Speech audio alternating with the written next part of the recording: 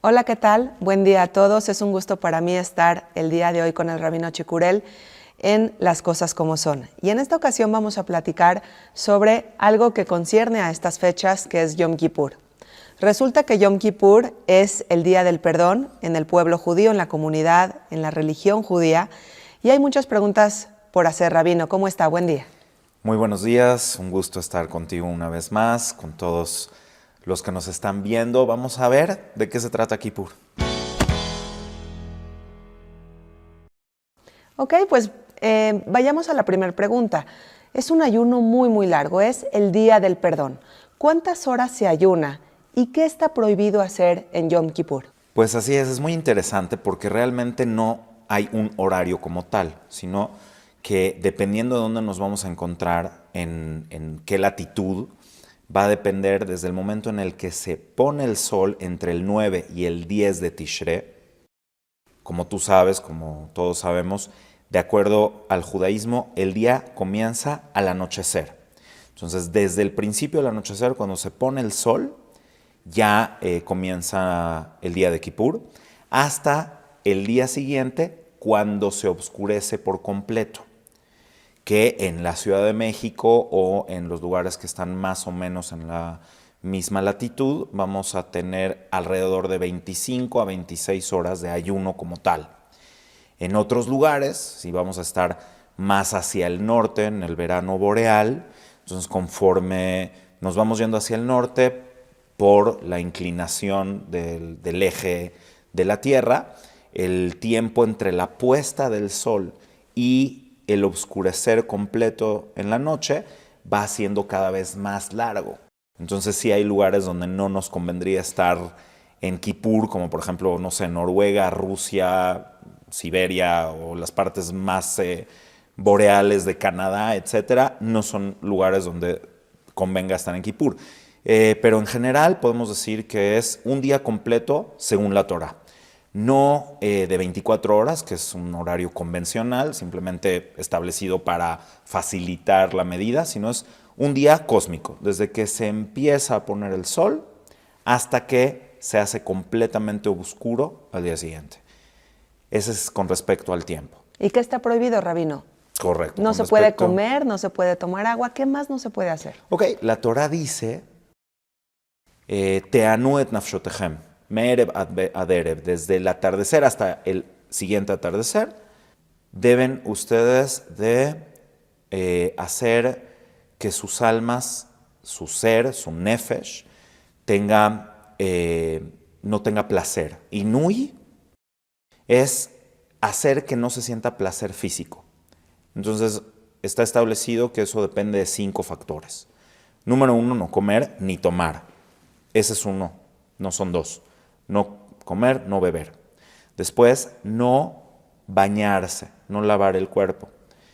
Después, no untarse, no perfumarse, no ponerse cremas, aceites. Después, no vestir, no calzar zapatos de cuero. Y por último, mantenerse separado físicamente de la pareja, no tener relaciones en el día de Kippur. Esos son los 5 factores que considera la Torah que si uno los evita, estás en inui.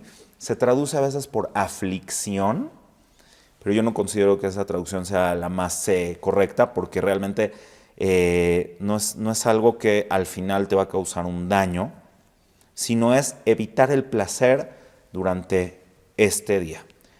Al retirarte de estas cosas, tu cuerpo está en un estado de vulnerabilidad, pero no te estás haciendo daño al final.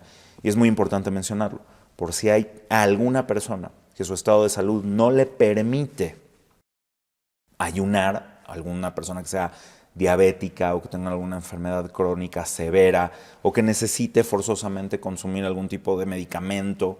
Entonces, preguntando cada quien a una autoridad halágica, va a tener chance de tomar pequeñas cantidades o incluso comer pequeñas cantidades o incluso comer libremente, dependiendo del caso, porque la Torah nos pide que en este día hagamos reflexión, que pongamos un poco en vulnerabilidad nuestro cuerpo, pero nunca nos va a pedir que nos pongamos en un riesgo y mucho menos en un riesgo grave de salud. Claro, eso es muy importante de considerar. Las personas que están enfermas, claro que como bien lo dice usted, se evaluará de manera particular, pero no están obligadas a realizar este ayuno. Asimismo, a lo mejor las mujeres embarazadas o que están lactando, con situaciones especiales, ya se vería. Ahora, Rabino, más allá de las prohibiciones prácticas, ¿cuál es el objetivo de Yom Kippur? ¿Cuáles son esos retos espirituales que se pretenden alcanzar en este día tan importante? Correctísimo. Yo creo que para responder esa pregunta bien hay que irse al origen de Kippur. ¿De dónde surge Kippur? Yom Kippur. ¿De dónde surge? En la Torá se menciona que Moshe Rabenu, subió a recibir la Torá y la recibió después de estar 40 días completos con sus noches en el monte de Sinaí, el día 6 de Sivan. No se menciona la fecha como tal, pero se sabe que fue el 6 de Sivan. Baja y sucede el pecado del becerro de oro. Esto es el 17 de Tamuz, 40 días después de haber recibido las tablas de la ley.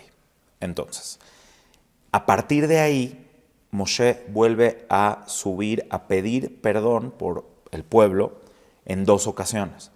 Entonces, desde el 18 de Tamuz hasta el día 10 de Tishrei vamos a tener 80 días. Que en este periodo Moshe sube y baja 2 veces hasta que el día 10 de Tishrei recibe el perdón completo para todo el pueblo. Entonces, el primer día de Kippur es el día donde el Creador perdona esta falta elemental del becerro de oro. Entonces este día queda marcado como el día de perdón y expiación para todas las generaciones, para todos los, realmente para toda la humanidad, en particular para el pueblo de Israel. Y la energía de este día se conecta, como lo mencionan los sabios cabalistas, en principio Ramjal, Rabbi Moshe Chaim Luzzatto, que el calendario es un asunto cíclico donde percibimos las energías de los días en los cuales nos encontramos. Entonces, como en ese día hubo un perdón originalmente, ahí fluye esa energía del perdón. Ahora bien, esto ya no a nivel nada más nacional, sino también individual. Entonces, aquí me encantaría mencionar que el pecado es la versión falsa de tu ser. Es como exactamente el becerro de oro. Es algo que no tiene esencia, que es mentira. Y por eso la Torah prohíbe la idolatría, porque prohíbe creer en cosas falsas. Entonces, todos los pecados y todas las faltas que cometemos, las cometemos porque nos autoengañamos. Y porque, nuestra condición humana nos hace equivocarnos, pero hay varios niveles de pecado. No vamos a enfocarnos en esta parte donde te autoconvences de algo que no es cierto, algo que no es verdad. Y la idea es que durante estos últimos 40 días, los últimos 40 días que Moshe subió por el perdón, que sí obtuvo a plenitud, se hace este proceso de introspección, los 40 días que empiezan en el mes de Elul hasta el día de Kippur, para eliminar de ti lo que es falso en ti. O sea, tú no eres una mala persona, tú no haces cosas malas. Estás a veces corrompido o corrompida por convencerte de cosas que no tienen sustento, que no tienen fundamento. Y la idea es tratar de acercarse a la versión real de tu ser y eliminar todo lo falso, disasociándote de las cosas negativas que hay en ti. Entonces ya no eres tú esa persona. Entonces, al final, el día de Kippur lo que hace es, a través de este perdón, transformarte en lo que realmente eres. Por eso a todo ese proceso se le llama Teshuvah, que es volver. ¿Volver a qué? A lo que realmente eras, a lo que eres en tu esencia, a lo que eres en verdad, alejando de toda la falsedad que llegas a hacer por convencerte de ideas que no tienen fundamento. Claro, no es lo mismo una persona mala que una persona buena que por estar equivocada hace cosas malas.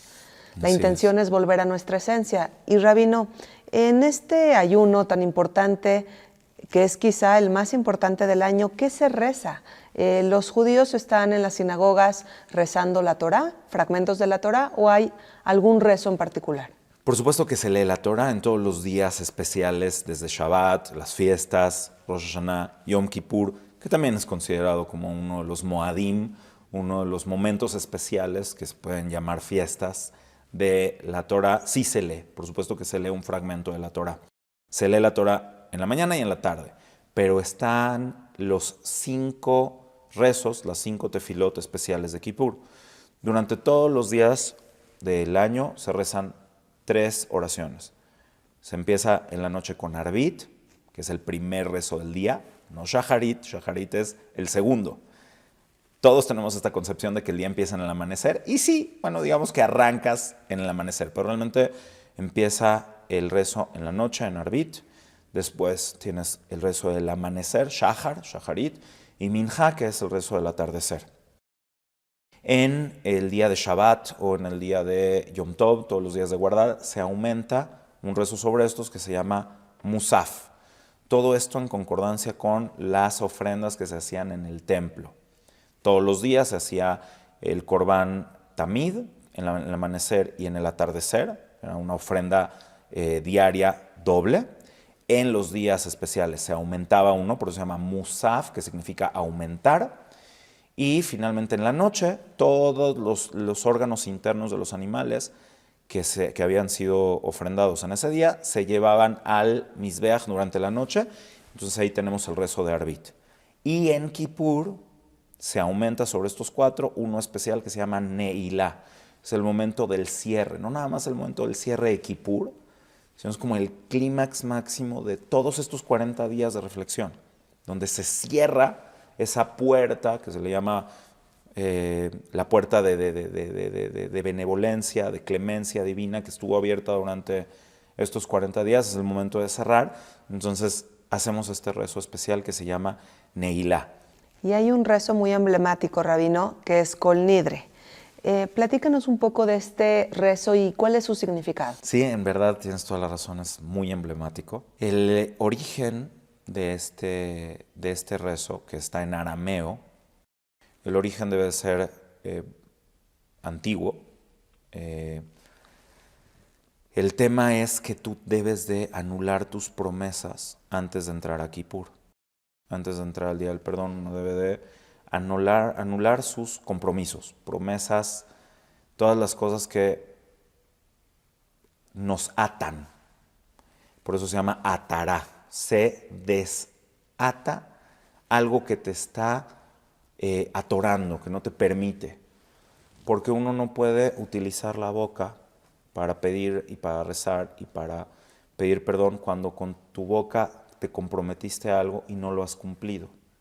En cambio, cuando tú tienes un apego absoluto a la verdad, la gente que de verdad cumple su palabra al 100% o hace todo lo posible por nunca decir una cosa falsa, esto es maravilloso porque cuando ese tipo de persona, hombre o mujer, da una bendición o da un buen deseo, el patrón del mundo no va a causar que sea su primera mentira. ¿Se entiende? Por eso son tan poderosas las bendiciones de la gente que es honesta al 100% con su boca. Como la mayoría de nosotros no tenemos este nivel de honestidad, entonces tenemos que entrar a Kippur desatando los nudos. Entonces se hace Atarat Nedarim.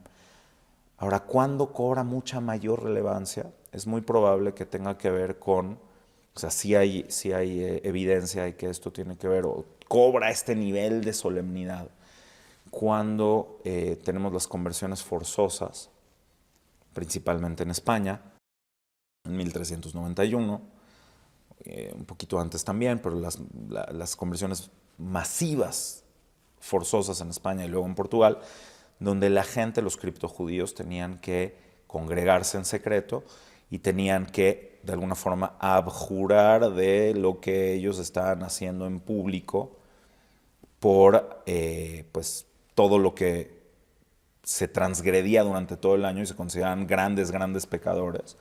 Entonces puede ser que ahí cobró mucha mayor solemnidad este rezo, donde entras a Kippur y dices, además de anular las promesas, la congregación dice, con el permiso del tribunal celestial y con el permiso del tribunal mundano, nosotros aquí le permitimos rezar a los transgresores. Anu matirim leitpalel etavarianim. Esto sin duda es algo que se agregó al texto original en arameo. ¿Por qué? Porque está en hebreo, primero. Y porque no necesariamente tiene que ver con la idea original de quitar las promesas. Entonces, esta parte de decir, aquí permitimos rezar a los transgresores, puede ser que tenga el origen en que sabemos que hay gente aquí que son anusim, que están rezando, aunque en su día a día llevan, entre comillas, otra religión, y esto se convierte también en un permiso para todos los seres de carne y hueso hoy en día que cometemos muchas faltas y, como te decía, somos avarianim porque estamos haciendo algo que no somos realmente. Es algo falso. O sea, todos de alguna forma tenemos un ser críptico que se esconde y que realmente quiere apegarse al Creador, ser buena persona, ser benevolente, ser correcto, y está oculto, está tapado en toneladas de errores y en toneladas de falsedad. Entonces esta frase queda para todos nosotros diciendo, sí, somos transgresores, hacemos muchas cosas malas, pero no es nuestra esencia. Esa no es nuestra verdadera identidad. Y así se permite rezar en Kippur a todas y a todos, sea quien sea, como sea, sin fijarse y sin ponerse a ver quién cometió tal o cual falta, de tal manera que todos estamos integrados en este día. Rabino, ya tocó el tema histórico y es importantísimo hacer esta pregunta. ¿Desde cuándo el pueblo judío hace el ayuno de Yom Kippur? Muy buena pregunta. En el desierto, en el momento en el que Moshe baja y otorga el perdón original, después de eso, cronológicamente, porque en la Torá el orden no es cronológico, vamos a encontrar en Vaikra, que es Levítico, en el capítulo por ahí del 24-25, vamos a encontrar todos los Moadim, todas las festividades. Y ahí se menciona, además de Rosh Hashanah, de Sukkot, se menciona el día de Kippur. La Torá dice que en el 10º día del 7º mes se va a hacer el día de la expiación, Yom Kippurim, y en ese día se va a hacer este proceso de inui, de abstención del placer, desde el atardecer hasta el atardecer. Por especulación es muy probable que exactamente un año después del perdón original que obtuvo Moshe, ya se conmemoraba ese día como el día de Kippur. Entonces, durante los 40 años que estuvimos en el desierto, al segundo año de estar en el desierto probablemente fue cuando ya se hizo el día de Kippur por primera vez. Muchísimos años llevando a cabo la misma práctica con la misma fe. Finalmente, Rabino, para terminar, pues es un día muy importante, como ya lo hemos dicho, y está clarísimo que son 24, 25, incluso a veces 26 horas de ayuno, sin comida, sin agua, sumamente difícil. Pero si usted pudiera hacer un llamado espiritual, ¿cuáles son las reflexiones que no se deben dejar de lado? Porque resulta que a veces las personas estamos contando las horas esperando a que el ayuno termine. Sin embargo, ese no es el objetivo de Yom Kippur. ¿Cuál es el reto espiritual que sí debemos reflexionar en este día? Pues yo creo que Kippur, en particular, destaca el reto que tenemos como generación, no nada más Kippur. El día de Kippur, curiosamente, lo voy a compartir contigo y con todos los que nos están viendo, es una de las fechas que más fácil se me hacen del calendario judío. Yo no me entero que estoy ayunando, no me da sed. Al final, las últimas, no sé, hora y media me da un poquito de dolor de cabeza, pero porque no tomé café. O sea, no porque realmente tenga hambre. Y en cambio, sí es cierto, a la inmensa mayoría de las personas se les hace terrible la idea de tener que ayunar un día, 25 o 26 horas, que biológicamente no es grave, incluso es recomendable. Pero bueno, ¿Por qué? ¿Por qué pasa esto? Es el tema del enfoque. Sin duda venimos de siglos enteros de sobrevivir. Somos sobrevivientes, somos judíos sobrevivientes de muchas cosas. Del exilio en general. Y entonces hemos disminuido poco a poco nuestra conexión con el judaísmo hasta estar en un punto de casi desahucio.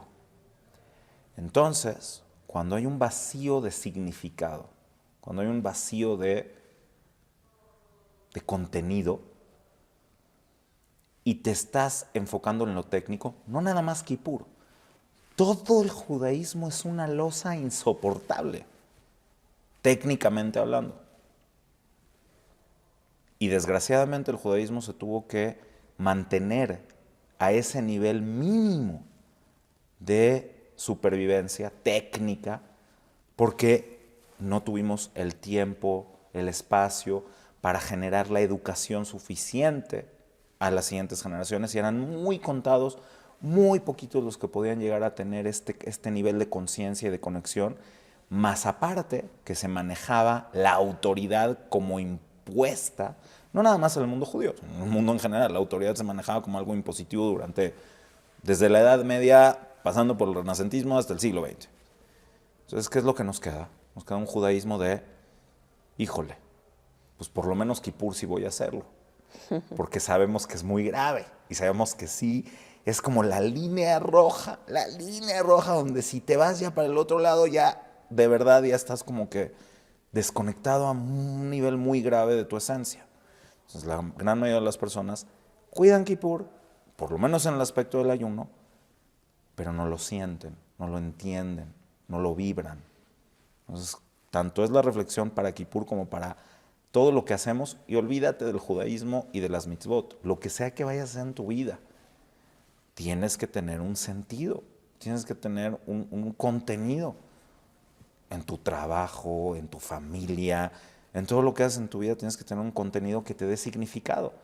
Ahora, si estás conectado con los rezos, y voy a aprovechar aquí para mencionar que como lo hacemos desde el año pasado, estamos publicando la guía para Kipur paso a paso, con explicaciones, con tanto la parte técnica como la parte profunda para poder ir y entender para quienes están en el templo, en la sinagoga y para quienes están en sus casas, para que puedas sentirlo, para que lo puedas vibrar.